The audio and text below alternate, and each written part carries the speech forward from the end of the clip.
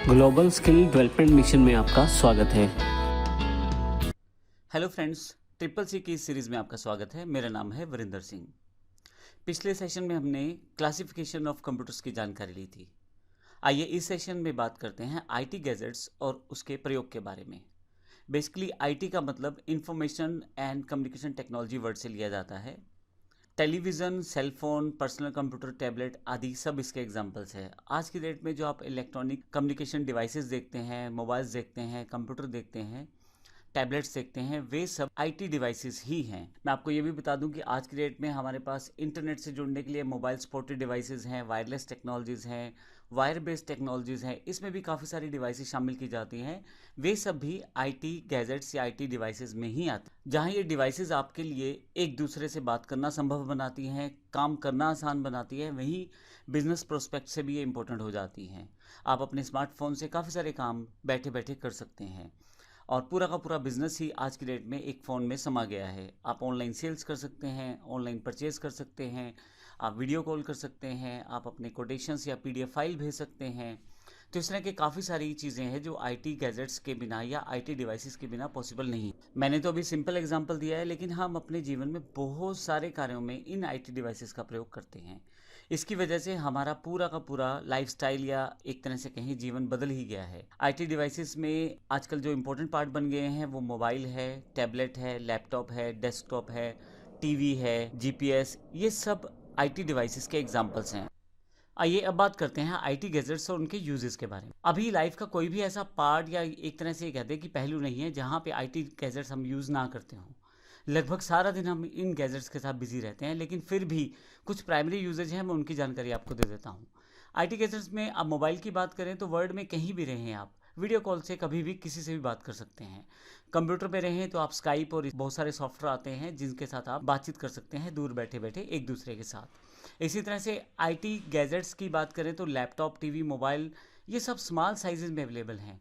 ज़्यादा स्पेस की ज़रूरत नहीं रहती, तो आप इनको बड़ी आसानी से कैरी कर सकते हैं और कहीं भी बैठ के आप इवन घर का काम तो कर ही सकते हैं, बिजनेस प्रोस्पेक्ट से भी इसको कमर्शियली यूज़ कर सकते हैं। साइज़ छोटा होने की वजह से आपके साथ हमेशा ये रहते हैं, जिस कारण आपका काम ये और आसान हो जाता है। कंपनीज़ को आईटी गैजेट्स होने की वजह से अपना बिजनेस बढ़ाने में बड़ी मदद मिली है। लोग लगभग ऑनलाइन डिवाइसेस पे कनेक्टेड रहते हैं।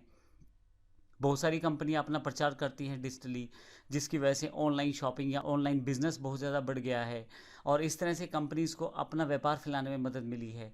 ये सारी चीज़ें आईटी गैजेट्स की वजह से, ये अलग तरह की क्रांति होने का कारण आईटी गैजेट्स ही हैं। ना केवल बिजनेस प्रोस्पेक्ट के लिए बल्कि एंटरटेनमेंट के लिए भी इनका यूज़ बड़ा इंपॉर्टेंट है। अगर आप देखें तो बहुत सारे लोग आजकल आपको गेम्स खेलते दिखाई देंगे अपने मोबाइल पे, लैपटॉप्स पे। टीवी में आप सारा दिन बिजी रह सकते हैं, एंटरटेनमेंट शोज़ देख सकते हैं। यूट्यूब आपके पास एक ऐसा सोर्स हो चुका है जहाँ से आप दुनिया भर का कोई भी वीडियो, किसी भी इंडस्ट्री, किसी भी एजुकेशन, किसी भी टॉपिक से रिलेटेड आप देख सकते हैं। तो इस तरह के आईटी गैजेट्स से हमें एक एंटरटेनमेंट के लिए भी बेनिफिट मिलता है। आप ना केवल अपने देश के बल्कि दुनिया भर के वीडियोस देख सकते हैं। आपका देखने का या सुनने का या समझने का ये नज़रिया बढ़ चुका है। इसका कारण आईटी गैजेट्स हैं। घर बैठे बैठे बच्चों को अच्छी अच्छी एजुकेशन मिल रही है। घर बैठे बैठे आपको एक से एक वीडियो मिलता है देखने के लिए और अपनी डिमांड पे। यूट्यूब एक ऐसा माध्यम है जहां आप बताएंगे कि आपको कौन सा वीडियो देखना है। तो एंटरटेनमेंट का सबसे बड़ा माध्यम इस वक्त आईटी गैजेट्स बन चुके हैं। इसके अतिरिक्त जैसे मैंने पहले भी बताया, सोशल मीडिया से लोग कनेक्टेड हैं। सब वेबसाइट्स का इस्तेमाल करना चाह रहे हैं आज की डेट में। मोबाइल एप्लीकेशन सब जगह अवेलेबल हो चुकी हैं। ऑनलाइन शॉपिंग अवेलेबल हो चुकी है। तो इन सब चीज़ों की वजह से आईटी गैजेट्स का प्रयोग और बढ़ चुका है। एक और इम्पोर्टेंट बात, आप आईटी गैजेट्स से अपना काम कर पाते हैं बल्कि इफ़ेक्टिवनेस से कर पाते हैं। एग्जाम्पल के लिए अगर आपको कोई लेटर टाइप करना है तो आप मोबाइल पे भी आसानी से टाइप कर सकते हैं। आजकल वॉइस टू टेक्स्ट फंक्शंस या voice to text apps available हैं। आप बोलते चले जाएं, वो टाइप करता चला जाएगा। इसके अतिरिक्त आपका इसमें ना केवल समय बचेगा बल्कि इफेक्टिवनेस भी बढ़ेगी। आपको स्पेलिंग ग्रामर नहीं चेक करना, आपको बहुत सारे काम नहीं करने, सॉल्यूशंस या सुजेशंस आपके पास रहेंगे। तो कहीं ना कहीं जो सिंपल काम करने में आपको पहले 2 या 4 घंटे लगते थे, उसको आप केवल 5 या 10 मिनट के अंदर कंप्लीट कर पाते हैं, क्योंकि सब चीज़ें पहले से अवेलेबल हैं आपके मोबाइल में। चाहे वो ग्रामर चेक करने से हो, चाहे वो आपका बोलने के साथ साथ लिखने से हो, चाहे वो मेल करने से संबंधित हो। तो इफ़ेक्टिवनेस किसी काम को करने की बढ़ गई है।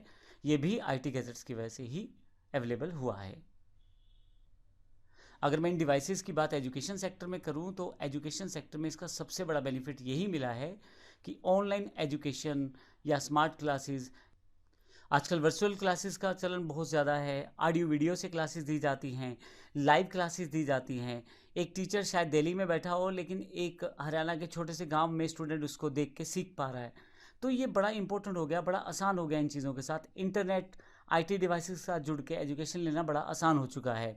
आप ऑनलाइन एग्ज़ाम दें, ऑनलाइन सर्टिफिकेशन आपका आ जाएगा, ऑनलाइन ही आपको वीडियोज़ मिल जाएंगे, ऑनलाइन ही सारी एजुकेशन आप प्राप्त कर लेंगे, एग्ज़ाम दे देंगे, सर्टिफिकेशन मिल जाएगा, वेरिफिकेशन हो जाएगा। ये सारी चीज़ें जो हैं आईटी गैजेट्स की वजह से पॉसिबल हुई हैं।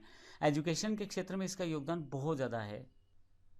तो इस पूरे सेक्शन में हमने ये जानकारी ली कि आईटी गैजेट्स क्या हैं और हम उसको किस प्रकार से प्रयोग कर पाते हैं और उनके मुख्यतः लाभ क्या क्या है या क्या क्या फीचर्स हैं। अगले सेशन में हम कंप्यूटर हार्डवेयर और सॉफ्टवेयर की जानकारी लेंगे, ये क्या है, और उनको थोड़ा सा विस्तृत रूप में देखेंगे कि हार्डवेयर किसे कहते हैं और सॉफ्टवेयर किसे कहते हैं। धन्यवाद।